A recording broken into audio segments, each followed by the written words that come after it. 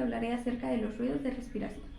Los ruidos de respiración son sonidos causados por el sistema respiratorio al momento de inhalar y exhalar.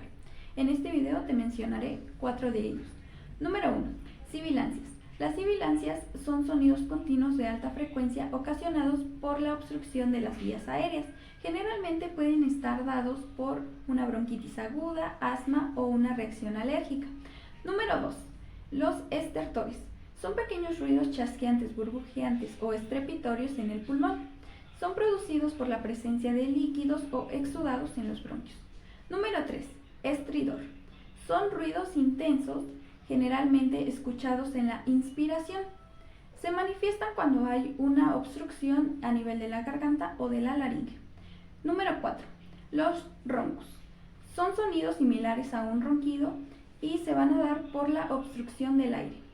Pueden estar causados por una bronquitis crónica o una bronquitis aguda. Espero que estos conceptos te hayan sido de gran utilidad.